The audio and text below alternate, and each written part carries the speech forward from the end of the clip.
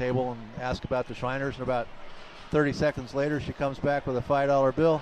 Really? And then we had another guy stop by and said, thanks for helping my kid with her eyes, and he gave us $100.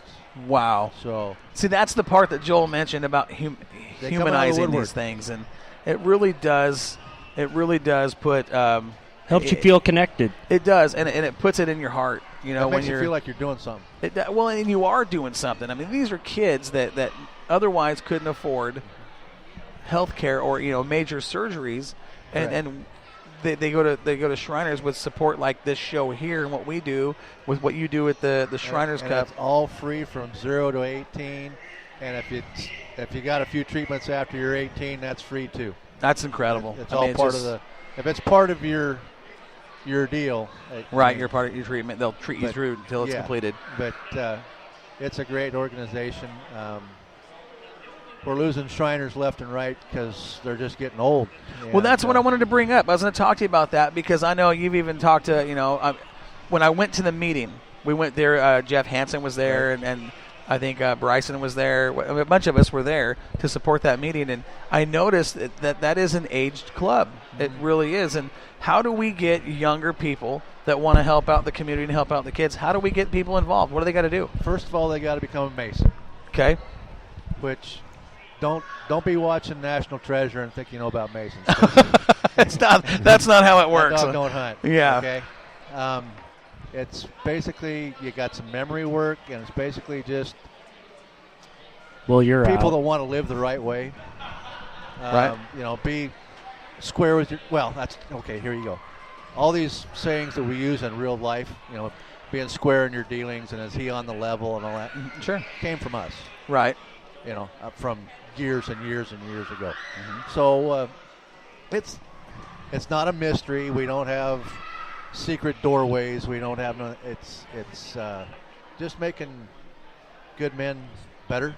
Good men better, and then making communities better, families better. Making communities. The Masons are into education real heavy. Schools. We're back in the robotics club over at SIO right now. We do scholarships. We've done monthly breakfasts, stuff like that. The fundraisers are so successful with the Shriners. Your presence in the community, whether it's at the parades, right. the fairs, the race car shows. Right. I mean, all that adds up, and we get a lot of people asking, "How do we get in that club?" Right. First of all, you gotta ask. You gotta find out who's a Shriner and ask him, or who's a Mason. And ask them if you can be in the Masons. Mm-hmm. And then we do the where you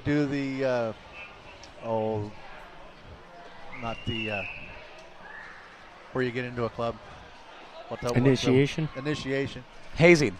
No, we don't do no hazing. We don't make you follow around a goat or anything. Okay. But you go through an initiation process for each level of the Masons. You go through an initiation process.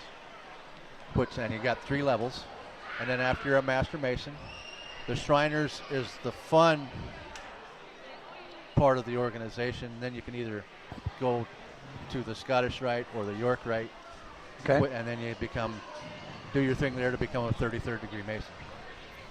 Awesome. But the Shriners is the fun part of all the work. Now, your Shriners Club are you guys monthly or are you weekly? Every month. Every Fourth month. Wednesday of every month at the VFW Hall here in Albany. So when we were there, we had dinner. Mm-hmm. Dinner was good. They put a good meal on out there. They there. do. And what impressed me, I looked at the pricing out there. Mm-hmm. They treat you guys right. I mean, it's not expensive to come in for you guys to have a meal and sit down. $8 for a meal. I forget what they charge us for rent on the building that night, but it's not much. Yeah. They treat us really well. It was an awesome experience for all of us, and that's something we should really promote is becoming a Shriner and how to do it. And there's a lot of people interested. A lot of them don't know how. They don't know how, and they're afraid of the mystical, the conspiracy theory side of things. Right. And it's not there. You gotta separate the wheat from the chaff on that one. Wheat from the chaff. We got a farmer sitting here. A lot of Masons drive Fords too. Yep. Oh no. By the way, Buzz, I haven't seen you since Dom made his purchase. Are you proud of him? Yes, I am. I'll give him props. That is a nice truck. It is a nice truck. I mean, I got to listen to the sound system last night. I'm still recovering. that thing has got 600,000 gigawatts of pure bass. I mean, the bass Bounce hits the so windows hard right your out. hair grows. Right? You know what I mean? It's nuts. Man, you should go sit in it. I'm going to. I'm going to. It's crazy, but already with the fundraising we got with the tickets we're selling here for the raffle prizes, I want to send a shout out to some of these guys who have donated. Mike Miller donated a package to the Shriners raffle fund. The value of that package, $500 or more. Right. Dave and Tammy Miller, they put up another package that's got a $500 value, and then they came back last night and donated 2 little kid bicycles for little tykes. I don't know what those cost, but I'm sure that bumped it up. Probably another $200 or something. We've got Sam Potter, one of his sponsors, donated a beautiful package. It's a barrel. And it's got a couple mugs. It's got some shirts, some banners. I mean, it's got some really cool stuff. Nice copper mugs. Very nice. Yes. Very nice. And that we're hearing that package is over $400 or $500 in itself. I just walked through the mall this morning, and there's a little kiosk down there that's selling, like, sun catchers. Yeah, right. They saw me walk by and said, hey, how can we donate? And I said, get what you want to donate and take it down to that table right there. And they come down. And they did. That's a nice little setup. It is a neat little deal. It's awesome. See that right there? People see what we're doing. They want to jump in and help. And how do you say no to a cause that's helping kids the way that Shriners do? I mean, there's a lot of causes out there that help kids, but what's cool about this show was 100% of the proceeds. There's not a dollar kept by Moxie Media. We take every dollar and we put it right towards to the Shriners, and that's like our race.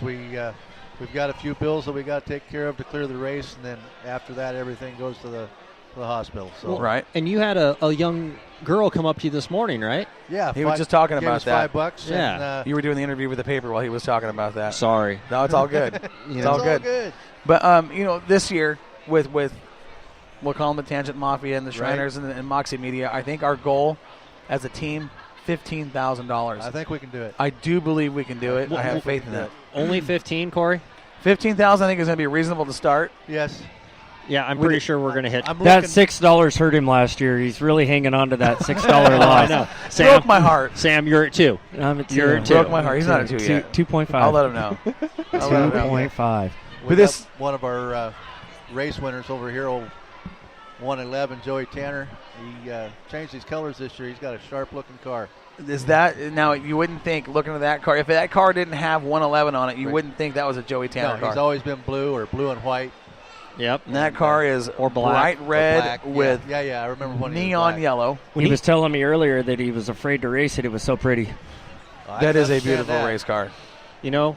We can solve that problem real quick. But I'm not denting it. He can put that thing where a lot of people can't, because I've seen him do it. The kid, well, I'll tell you, at the Budweiser Nationals last year, he put on one heck of a show, and I thought he was going to pull it off. And snake bit with 4 laps to go, unfortunately. On a tore-up car. A car that should not have been on the racetrack, and he's racing for the win of the Budweiser Nationals. Well, Unbelievable. I don't think there was a part left on it that wasn't borrowed from somebody, and he was still kicking. At that point, I think you're right. Dude, he would have had to split those winnings a lot of ways. I watched him split Colin Weinbarger and Rob Maya. Oh, that in the beer cup. Was that when he split him out there on turn 2? I think that was in the beer cup. I think it was a beer cup. A little post-race activity afterwards. God, I don't know how he did that. I don't think he knows how he did that. He just did it. He did it. That's what That's what makes him fun to watch, man. Yeah, he is an exciting driver to watch. And that's where you just Ronning car here. Yeah, the other car out of the X Factor stables. The best thing I love about that car is he painted the fuel cell in halves and painted them opposite colors. Yeah. That just looks so cool. Yeah. It is a beautiful fuel cell in that car. I mean, we got a lot of beautiful cars. I mean, have you gone down and seen Jerry Schramm's late model with that graphics passage? He's got the skulls intertwined in the black with the gray. Yeah. I mean, they're really true. There really isn't a bad race car here. It's phenomenal. And look at the community here. We've already seen thousands of people walk through this mall. And here I had a really neat experience earlier. We were talking about the Andrew Langan car. Right before we went on the air, I actually got a call with Andrew, and I said, "Hey, are you here at the show?" He says, "No, not yet. I'm on my way." He says, I have a little kid here that loves your race car, and he wants to meet you and take his picture with you. And he's like, oh, he goes, I'm on my way. He goes, as soon as I can get there. So if I see a little kid, I got to get him hooked up with Andrew.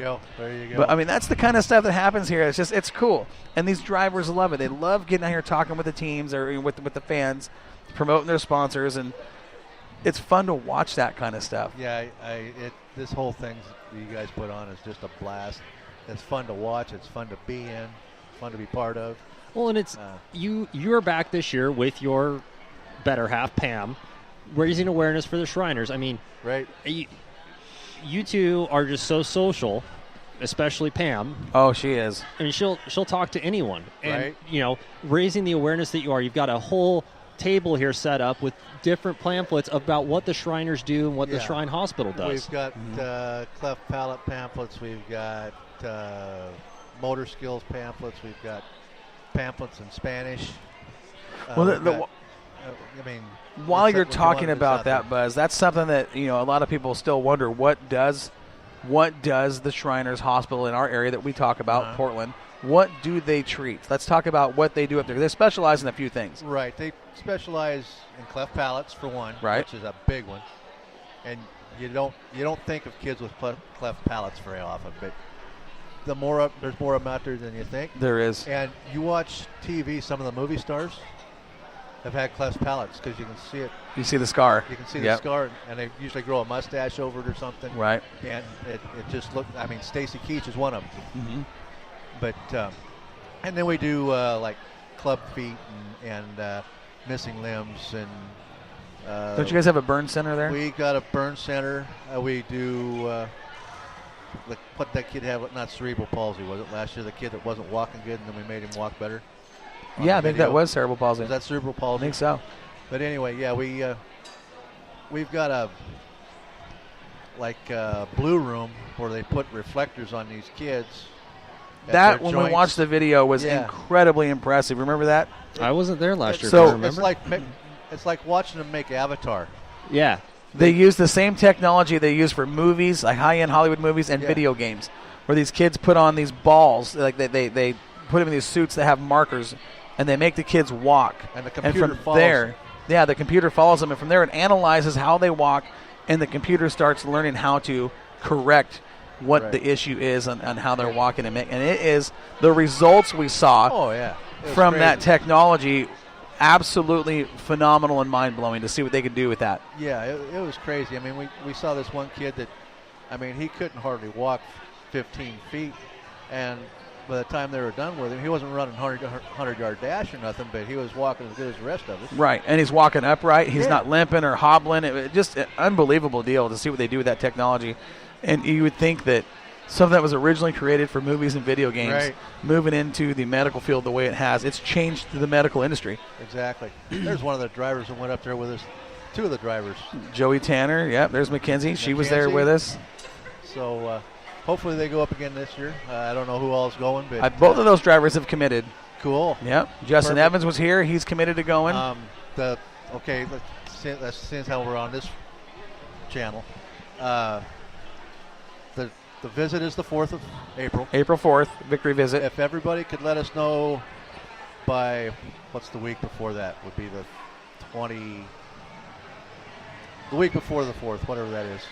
If you can let us know by the 31st of March. Yeah, let us know by the 31st of March, because we're either going to have to get 2 guides, or if we have enough people, we might have to do one trip this month and another trip. Well, and last year the group was so big for the inaugural group, they actually split the tour in 2 parts. Right. And we went through, We must have had, 25 people last year? Oh, it was awesome, yeah. It was a good deal. It was a good deal.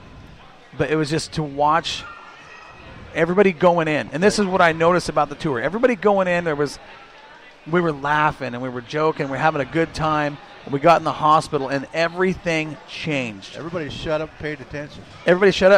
But when we left, there was no talk of racing. It was the hospital and the kids and the technology and the stuff we learned and just check that out. Yeah, it was unbelievable. Cool. I mean, it was cool.